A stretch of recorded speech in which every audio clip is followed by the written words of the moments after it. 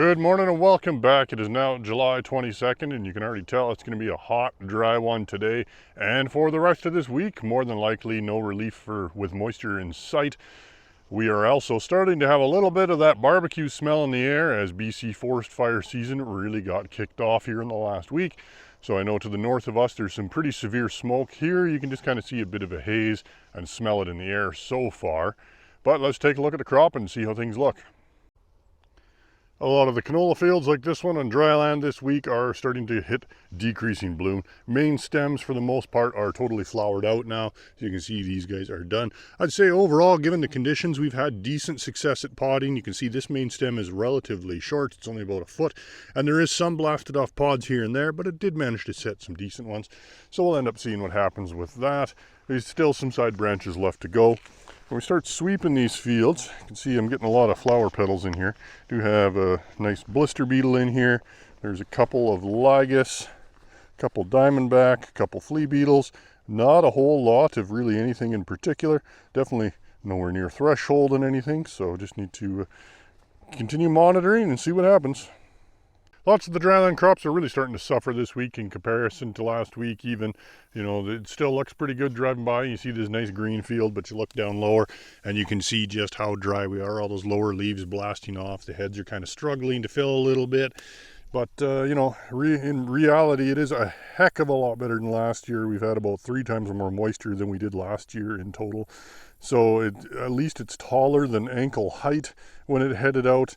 And we do still have some potential, but every day that we don't get rain at this point, you know, our potential is starting to go down because these heads are just struggling to fill out and we might end up with a little bit light test weight, but, you know, we'll see how things are at harvest.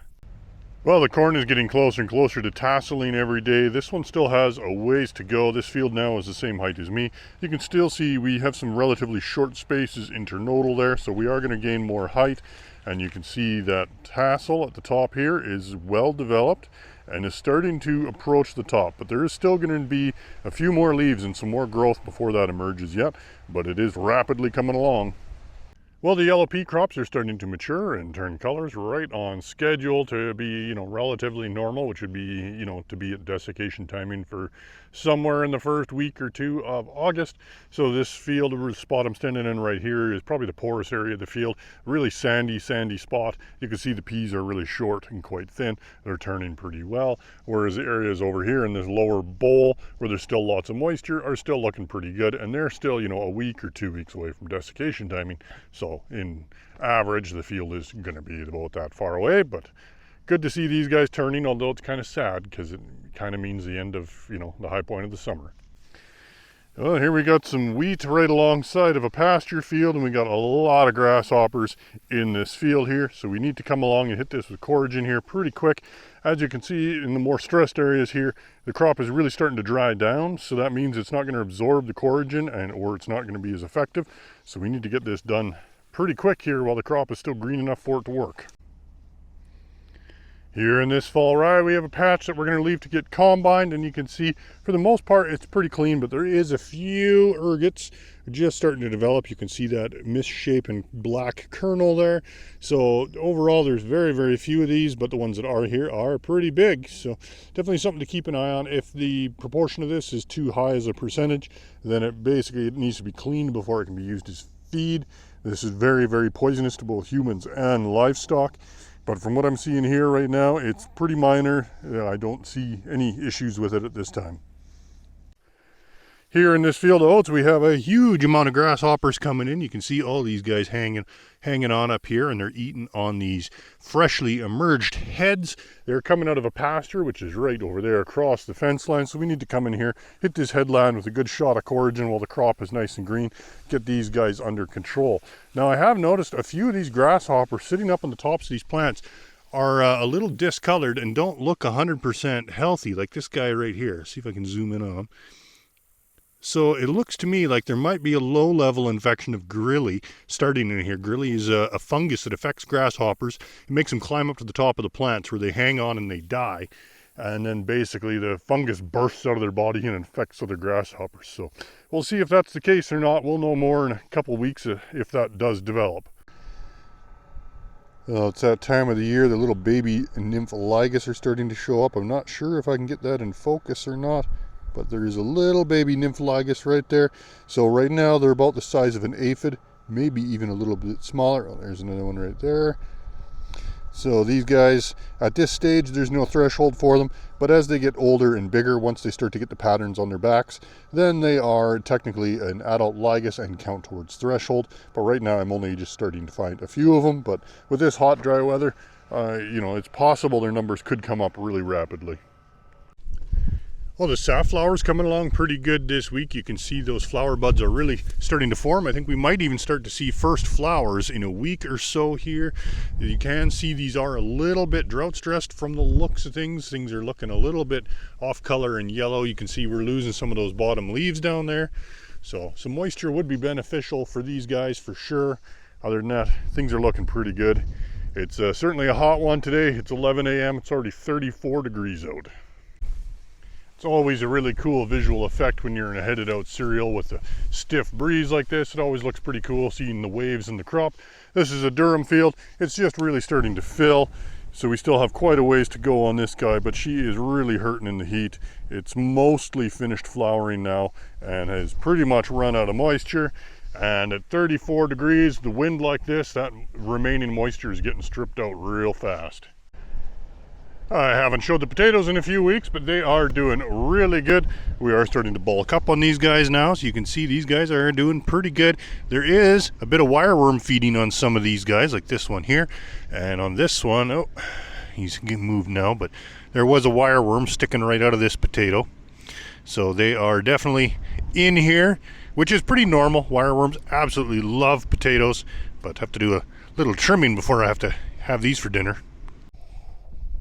It's so hot today with that breeze that even the kochia is starting to wilt, and that really takes something. Well, down by McGrath, my dryland fall rye is looking absolutely spectacular. Last week it was just kind of starting to enter the hard dough stage, and it is rapidly ripening and drying down now. We could still swath this if we really want to, but we might be as little as a week away from, straight cutting this. It's coming down pretty good and quickly. You can see we got some nice kernels going on in there. We did spray Miravis fungicide in this field to control ergot, and so far I'm pretty impressed. It's always pretty hard to predict ergot or to know whether it's going to be a bad year or not, but in this field I'm not seeing a single kernel anywhere. You can see this dryland durum is extremely stressed. It is mostly in milk stage and still trying to fill. Some of it is only just barely finished flowering, so it still has a way to go. And you can just see all those lower leaves all blasted off. Lots of these plants only just have a flag leaf left, and some of them don't even have that. So it's going to be a challenging situation for them to fill out. Well, my ugly sorghum field is coming along pretty well now in the areas like this where the sorghum got really well established. It is growing really rapidly. It is now over knee high this week. Last week it was barely ankle high. So you can just about watch this stuff grow in the hot weather like this. Unfortunately, a little bit farther out there, you can see the wild oats are growing really well as well. But yeah, hopefully this sorghum kind of overtakes it and crowds it out, and we'll have a really good silage or hay crop at some point this year. At this stage in the lentils, it's probably a good idea to come in and sweep for aphids every once in a while. The threshold for aphids is usually 300 to 400 aphids in 10 sweeps, or 30 to 40 per sweep. So sweep it exactly the same as you do canola, side to side, 180 degree sweeps. You just got to be a little bit shorter to do it properly, and we'll see what we end up with. And yes, as you can see, we have a whole schwack of aphids in here. Most of these guys are adult size by the look of things. We got a looper over there. We got a few different things. These little black guys that are crawling around, they are ladybug larvae and an antlion. Let's see if I can zoom in on the antlion here. Get my pointing tool out. Right there, that is an antlion. They are absolutely voracious predators of aphids. Oh, you can see he's actually got one in his mouth there. And then these guys are ladybug larvae, same thing. They can eat an absolute pile of aphids every day. So kind of always fun to see these beneficial predators in here doing their job. This field of spring wheat is coming along pretty nice. There's a few issues going on in here though. There is quite a few, well, dogs laying in it for one, but there is quite a few aphids in here. You can see on some of these heads here, we have quite a bit of aphids. You can see we've got older ones and younger ones on here. Now the threshold for these guys at this stage would be, you know, around 20 aphids per head. We're not really there yet. Some of the heads are fairly loaded and others, there's almost nothing at all. There's also quite a few predators in here. There's lots of ladybug larvae in here. So we got spiders. Here's a ladybug pupae. A whole bunch of lacewing larvae, lots of different predators going on in here. So we're gonna wait and see what happens in here before we commit to doing anything. Well, we got some really nice heavy barley crops on the irrigation and they are now starting to lodge. This field actually even did receive a plant growth regulator at the appropriate time, but it is still going down regardless. A lot of these heads now are all filled out. They're in soft dough stage, so they're getting pretty heavy, and you can see they've laid down pretty hard and the crop is pretty well flat. And the way these stems are bent, I don't think there's too much of a chance it's going to stand up really well again. You can also see ground conditions here. We got really good moisture, so we really don't need to worry about watering this anymore, and hopefully it will stand up a bit as long as we keep the water off of it. Well, that'll be it for this week. Thanks for watching. We'll see you next time.